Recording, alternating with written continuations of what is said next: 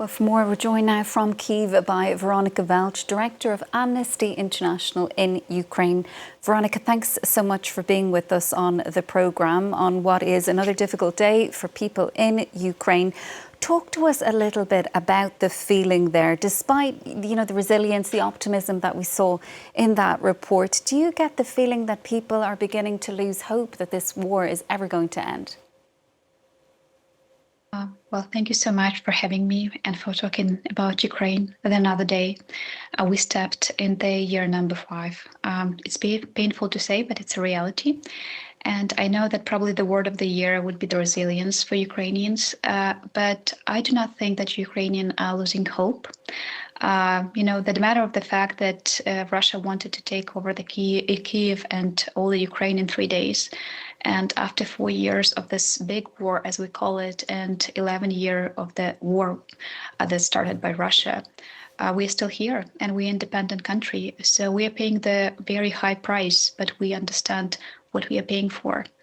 And it's very upsetting. It's that we are in this situation, of course, but I would not call that.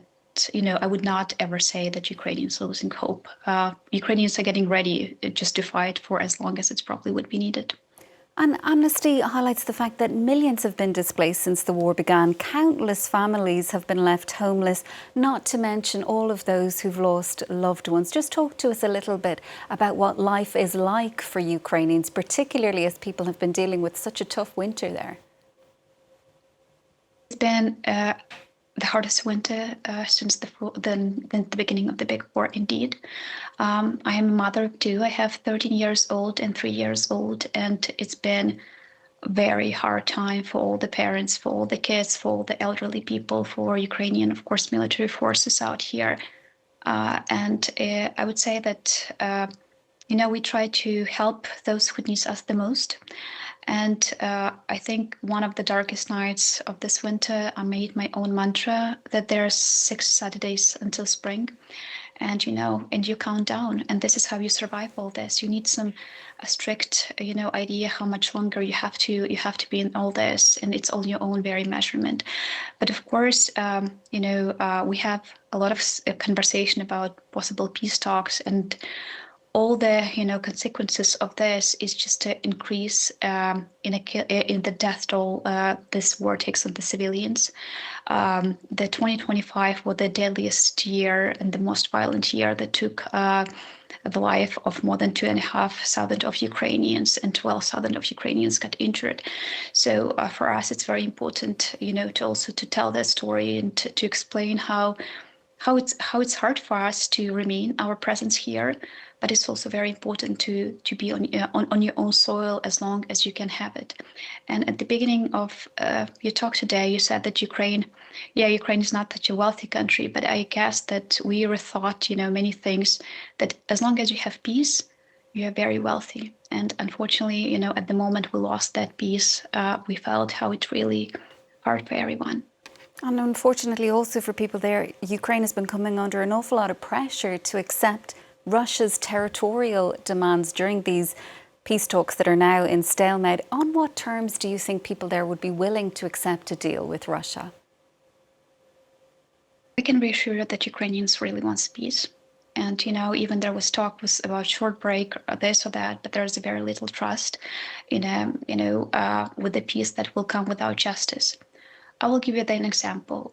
Russia started this war of aggression, and it acts as a serial killer. And when you have a serial killer that runs around with a big knife and stabbing everyone, what you have to do, you have to stop it. There is no other chance. You could express concerns, you could start to negotiate, you can start to put more and more sanctions. And indeed, those sanctions work, but they just make that blade a little bit shorter, but they still stab people and kill every single day. So as long as we having those conversations, Ukraine still pay this bloody toll. And since there are so many people already been injured, killed, we'll remember about Bucha, Irpin, Mariupol, more territories, that been under occupation for years. We see what it means to be under occupation. So Ukraine cannot really just, make a step back and say we will forgive and we'll forget. All the war crimes we document here, all the crimes against humanity that have been documented by the Amnesty International, other human rights activists, it's all been, created in that way. And those crimes, they do not have statute of limitations. So that doesn't matter when, but we will still call for justice for those who are responsible for starting this war of aggression. And I do not think that Ukrainians would accept any peace, but just peace eventually. Veronika, just before I let you go, you mentioned sanctions against Russia. Just yesterday, we saw Hungary blocking a fresh round of financial penalties on Moscow. Amnesty pointing out that international support for Ukraine is coming under increasing strain. What needs to be done? There should be, strong will to do so, and there need a call for solidarity. And we are all responsible for not turning away from Ukraine, because I know that noise is very hard, the pressure is very hard and heavy. We are all getting tired. We all have our very own problems, and you just have to keep going with your life. But the main thing is to have the clear understanding the authoritarian regime would not pull back. They will not step back. The only one thing we can do together, it's really, stand for what we believe in. And Ukraine believe in democracy and human rights.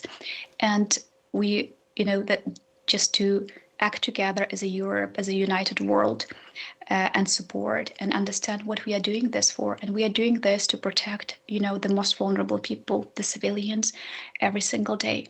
So this is, I know there's many talks about being neutral, not to get involved into this. There's no way not to get involved. There are so many Ukrainians all around Europe right now and the world.